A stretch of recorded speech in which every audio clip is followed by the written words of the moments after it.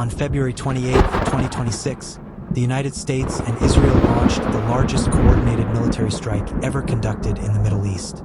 The operation combined American and Israeli military power in a synchronized campaign designed to dismantle Iran's military infrastructure. The United States named the mission Operation Epic Fury. Israel called its role Operation Lion Roar. Together, the two operations formed one massive, coordinated strike. Hundreds of aircraft, naval vessels, drones, and electronic warfare systems were involved. The goal was to cripple Iran's military capabilities in a single day. Every target had been studied in advance. Every aircraft movement was timed precisely. The entire operation was planned to unfold in multiple phases across air, sea, and land. The operation began before dawn. U.S. Navy destroyers were positioned in the Gulf of Oman. Inside their launch systems were long-range Tomahawk cruise missiles.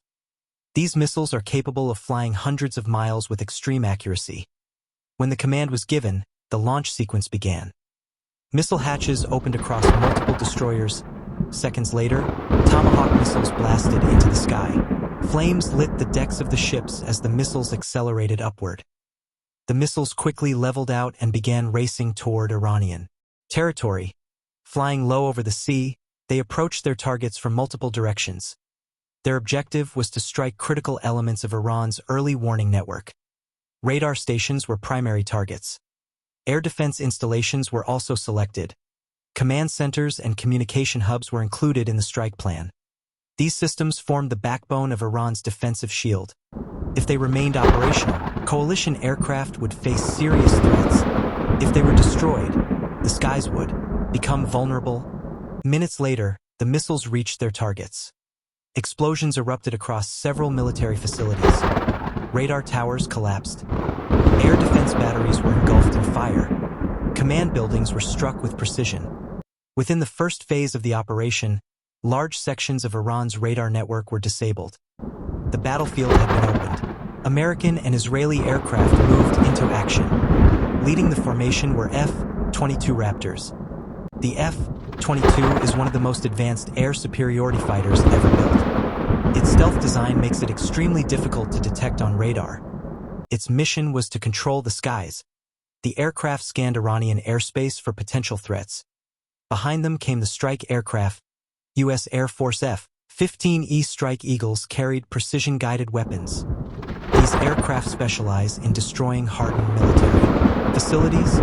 They targeted bunkers, aircraft shelters, and weapons depots. At the same time, F/A-18 Super Hornets launched from American aircraft carriers. These jets were tasked with suppressing remaining air defense systems. They also targeted strategic installations across the region. The combination of stealth aircraft and precision weapons allowed the coalition to strike quickly. Israel deployed its most advanced fighter jet, the F-35I Adir. This aircraft is a specialized Israeli version of the F-35 stealth fighter. It is designed for deep penetration missions. Using stealth technology, Israeli pilots entered Iranian airspace with minimal detection. Their targets included strategic facilities near Tehran. Command centers and military infrastructure were struck. Explosions were reported across several strategic locations. The strikes were fast and highly coordinated. Within hours, multiple high-value targets had been destroyed.